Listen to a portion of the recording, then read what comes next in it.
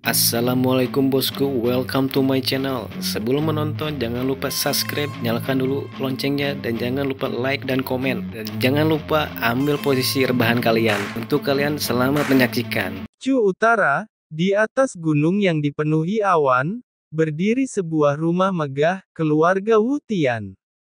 Pada saat ini, mansion-mansion penuh dengan sosok orang, melihat ke kiri dan ke kanan, seolah-olah seseorang sedang menunggu. Pada saat ini, seorang pria parubaya berjubah piton sedang duduk di sana menggosok alisnya dengan keras. Orang ini adalah kepala pemimpin keluarga Wu Tian Xuanzhen. Patriark, banyak orang datang berkunjung di luar, dan mengatakan bahwa itu adalah ucapan selamat kepada tuan muda kita, Wu Tianchen karena telah menjuarai kompetisi alkemis dan mendapatkan gelar alkemis suci. Tunggu sebentar, aku akan mulai. Wu Tian Xuanzhen melambai. Kalau begitu, kamu yang mengurusnya. Pria tua itu tersenyum, berbalik dan berjalan keluar. Setelah lelaki tua itu pergi, Wu Tian Xuanzhen menyentuh dagunya. Wu Tianchen, apakah aku memiliki anak laki-laki seperti itu? Atau apakah hal-hal romantis di tahun-tahun awal itu? Apakah seseorang memberiku seorang anak dan tidak memberi tahuku? Ini tidak benar, kau berani memanggil kalau kau anggota keluarga Wu Tianku, tapi mengapa kamu tidak pulang ke rumah?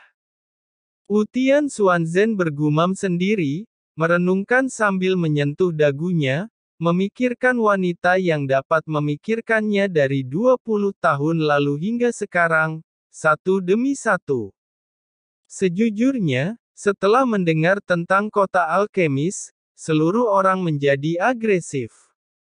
Dalam 3 hari terakhir, keluarga Wu Tian sering dikunjungi, dan mereka tidak dapat menghentikannya. Setiap orang harus membuat keributan untuk melihat anak laki-lakinya. Wu Tianchen, tapi masalahnya, dia tidak punya anak laki-laki. Tidak benar. Wu Tian Xuanzhen berpikir semakin salah, berani memanggilku keluarga Wu Tian, mengapa Wu Tianchen tidak pulang sampai sekarang, apakah menungguku menjemput mereka berdua? Tapi siapa wanita yang melahirkan dia? Jika tidak ingat, izinkan aku membantumu mengingatnya kembali. Tidak ada suara yang bagus, seorang wanita berbaju putih masuk dari luar, dan dia dilahirkan dengan keanggunan dan keagungan, tetapi juga abadi. Wanita ini adalah istri dari Wu Tian Xuanzhen, mantan duta besar Istana Qixi, dan guru dari Sun Huoyan. Setelah Huoyan, ada 3 wanita lain dengan penampilan tiada taraf, semuanya seperti peri. Mereka adalah 3 putri dari keluarga Wu Tian Xiyue, Wu Tian Xiyu, dan Wu Tian Xixue. Pikirkan tentang itu. Huoyan tersenyum dan mengerang, memperhatikan Wu Tian Xuanzhen dengan penuh minat. Aku masih berpikir. Wu Tian Xuanzhen tersenyum datar. Ayah. Sepertinya kamu sangat romantis ketika kamu masih muda dulu. Wu Tian Xiyue mereka melihat tampilan kusut Wu Tian Xuanzhen dan tidak bisa menahan tawa dan tawa, apa mungkin kita punya lebih dari satu adik laki-laki atau kakak laki-laki? Bagaimana? Jangan bercanda, aku sangat menyukai ibumu. Huoyan mengerang dan mulai menarik lengan bajunya, dan dia masih tersenyum pada Wu Tian Xiyue saat mereka menarik, Yue. Mengapa kamu tidak pergi berkeliling? Wu Tian Xiyue tersenyum, dan berlari keluar, sebelum memandang ayahnya Wu Tian Xuanzhen tanpa ampun. Melihat ini, Wu Tian Xuanzhen berkedut di sudut mulutnya, kalau begitu, lalu aku akan keluar dan berbalik. Kamu tidak harus pergi. Huoyan melangkah maju dan menangkapnya kembali. Apa? Sang istri memukul suaminya tanpa henti. Di sini, Ye Chen melangkah ke kasino. Rumah judi saat ini jauh lebih sepi. Karena bertaruh pada kompetisi alkemis. Sekarang siapa yang punya uang untuk lari berjudi, pada dasarnya bersembunyi di kamar dan menutupi wajahnya dan menangis. Mungkin, sekarang banyak orang yang berpikir bagaimana cara mengalahkannya. Ye Chen terbatuk dan tidak bisa menahan diri untuk tidak menarik telinganya. Ini tidak bisa menyalahkanku. Teman kecil, pemilik muda kasino sudah lama menunggu. Segera, lelaki tua berbaju hitam itu muncul. Senang mengatakannya. Ye Chen langsung naik ke atas, akrab dengan jalan, dan dengan sadar datang ke kamar Tian Zihao. Begitu Ye Chen masuk, Ling Xiao buru-buru bangun, dan tertawa, Ling Xiao sudah lama menunggu, tolong masuk. Ye Chen duduk dengan sadar, dan menjelaskan niatnya secara langsung, saya akan pergi hari ini, saya tidak tahu apakah uang yang saya pertaruhkan dapat diambil. Bisa-bisa, Ling Xiao mengeluarkan tas penyimpanan dan menyerahkannya kepada Ye Chen. 5 juta, tidak lebih, tidak kurang. 5 juta, kenapa banyak sekali? Ye Chen membeku. Ling Xiao menyeringai, mengatakan bahwa taruhannya benar-benar tidak seimbang. Pada dasarnya semua bertaruh pada murid darah dan Xuan Nu, ketika memilih Chen Ye yang jadi pemenangnya, jadi peluangnya naik dari 1:100 menjadi 1:500. Oh begitu. Ye Chen menyentuh dagunya, harusnya saya harus memegang 100.000 pada saat itu. Dalam kalimat ini, semua minuman yang diminum Ling Xiao habis. Taruhan 100.000. 500 kali peluangnya adalah 50 juta, Anda tidak ingin kasino kami tutup secepat mungkin. Secara alami, kata-kata ini hanya diucapkan di hati. Uangnya sudah terkumpul, aku harus pergi. Di sini, Ye Chen menepuk berdiri. Teman tunggu sebentar. Ling Xiao juga berdiri dan tersenyum sedikit malu, ada permintaan, dan saya harap teman akan mempertimbangkannya. Ye Chen berkata, ada apa, bicarakan itu. Ling Xiao berkata, aku ingin meminta saudara Wu Tian untuk menyandang gelar di keluarga Ling milikku.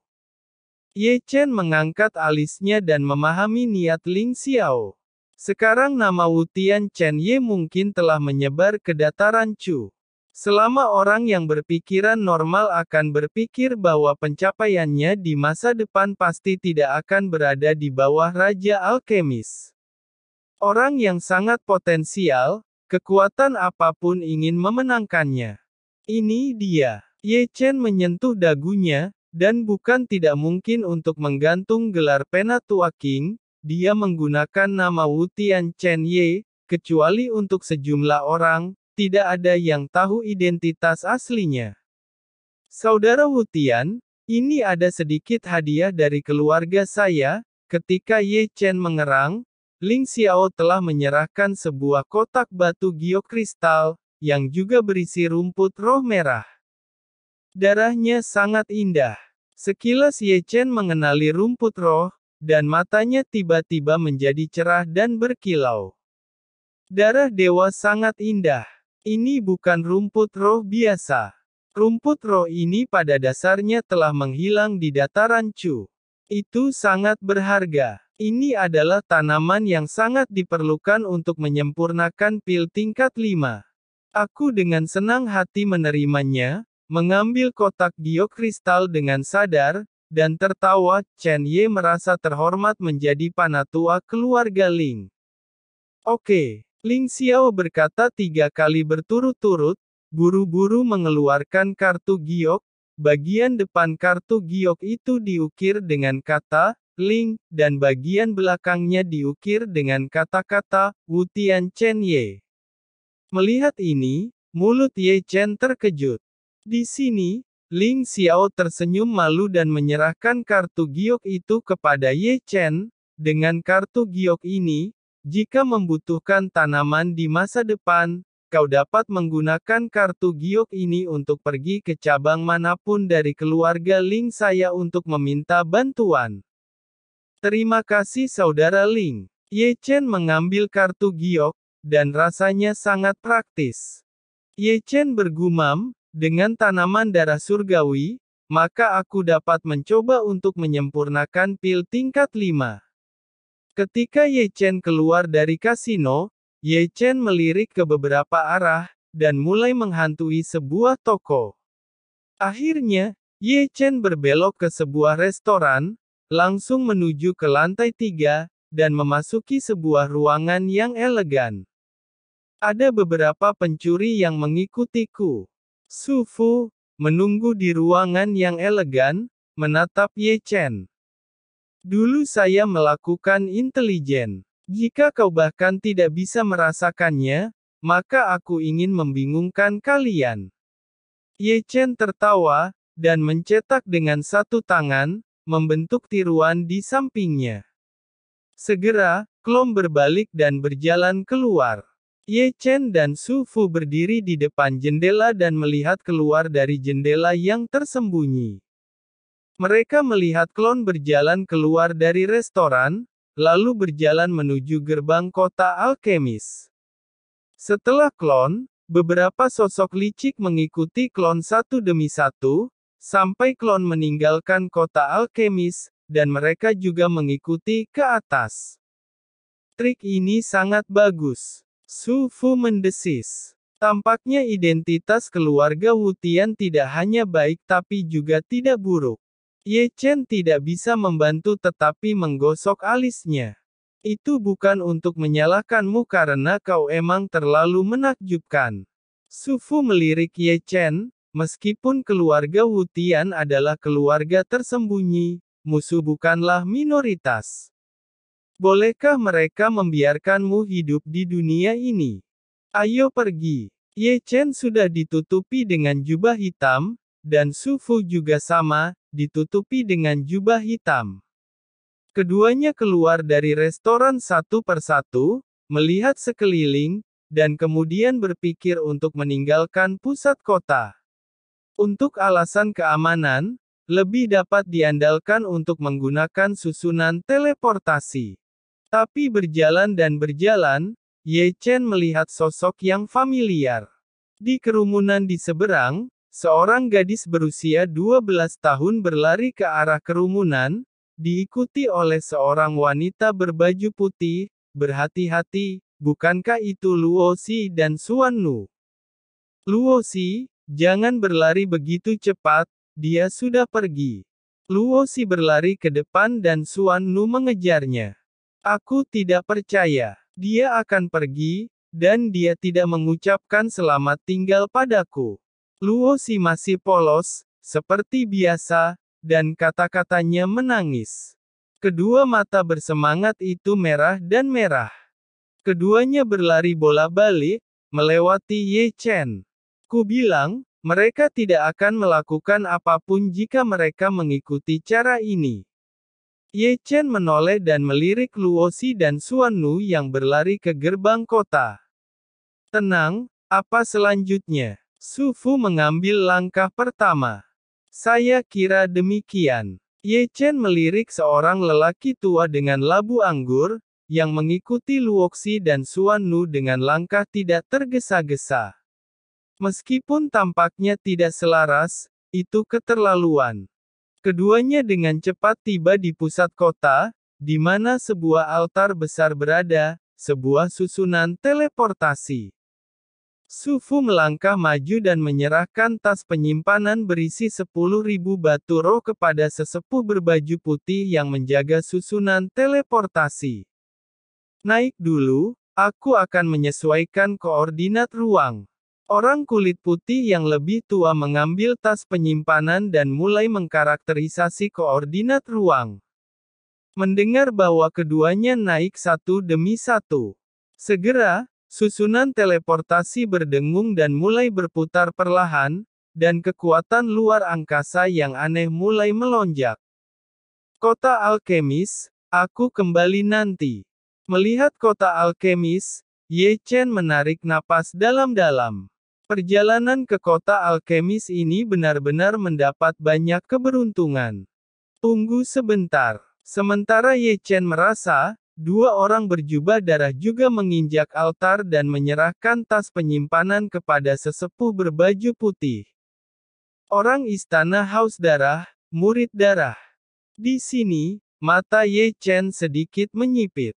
Meskipun ketiganya ditutupi jubah darah, dia bisa melihat identitas keduanya sekilas. Ketika Ye Chen melihat mereka, kebetulan mata yang haus darah dan murid darah, terutama murid darah, mata itu berkedip dengan cahaya yang kejam, bahkan di siang hari, terlihat sangat gerah. Segera, susunan teleportasi dengan cepat berubah, dan keempatnya menghilang di atas altar. Muncul lagi, Ye Chen hanya merasa matanya bersinar, dan dia sudah berada di saluran luar angkasa yang aneh. Mereka adalah murid darah dan tetua darah. Itu mereka. Nada suara Sufu agak tidak terduga. Jelas, kedua orang di samping itu tidak ditemukan sebagai murid darah dan orang yang haus darah. Namun, meski tetap tidak mengungkapkan bentuk abnormalnya. Sepertinya aku masih diikuti oleh mereka. Ye Chen mengerang. Aku masih memandang rendah mereka. Sufu melirik murid darah, aku tidak menyadarinya sama sekali. Kurasa mereka sudah merencanakan sesuatu mengikuti kita. Merasa suasananya tidak beres, Ye Chen kembali mengirimkan pesan ke Sufu. Ye Chen menarik napas dalam-dalam, jika terjadi sesuatu tetua serahkan murid darah padaku, kamu berurusan dengan tetua darah. Selanjutnya, lorong ruang menjadi sangat sunyi. Namun, Ye Chen yang lebih damai, semakin dia merasakan depresi atmosfer, dan Ye Chen bisa dengan jelas menangkap aura yang terus-menerus meluap. Berdiri di belakangku, Sufu, dan menyampaikan pesan itu kepada Ye Chen. Dipahami. Ye Chen melihat sekeliling tanpa batas, lalu berdiri di belakang Sufu. Tanpa diduga, dia belum berhenti, dan tetua darah itu tiba-tiba bergerak, meremas telapak tangannya, dan bergegas ke Sufu. Sufu tampak kedinginan, dan sudah bersiap di dalam hatinya, tiba-tiba mengangkat kepalanya, dan menghancurkan telapak tangan tetua darah dengan satu telapak tangan. Tetua darah itu tidak menyangka Sufu begitu waspada dan responsif sehingga serangan diam-diamnya tidak berpengaruh. Matilah kau! Tanpa melukai Sufu, tetua darah itu berbalik dan mengeluarkan pedang pembunuh, yang hampir saja terjadi. Sufu bersenandung, lengan bajunya penuh dengan tembakan penyalur, dan ada pedang pembunuh, menghalangi pedang dan memutar tangannya dan mencetak segel besar. Tetua darah itu merespons dengan sangat cepat, langsung meninju, dan menghancurkan segelnya. Suetong berkata, aku harus turun tangan sendiri. Melihat tetua darah yang tidak bisa memenangkan Sufu untuk sementara waktu, murid darah di sini kedinginan. Saat ini, Suetong menekankan tangannya dan kekuatan yang kuat menyapu telapak tangannya, dan ketika kekuatan ini muncul. Suetong, apa yang kamu lakukan? Tetua darah yang masih berperang dengan Sufu berteriak. Tidak apa-apa, hanya membantumu. Suetong tersenyum muram, kekuatan yang terkumpul telah naik ke titik ekstrim. Tidak baik. Dia ingin menghancurkan saluran teleportasi. Ekspresi Sufu berubah secara dramatis. Ye Chen mendengus dingin, dan segera berangkat. Sudah terlambat. Suetong tersenyum tipis, dan kekuatan telapak tangannya yang naik hingga ekstrim meledak. Ledakan. Dengan raungan, seluruh saluran teleportasi. Semua ini datang begitu cepat sehingga Ye Chen tidak tertusuk murid darah sebelum ditarik ke dalam celah di ruang gelap.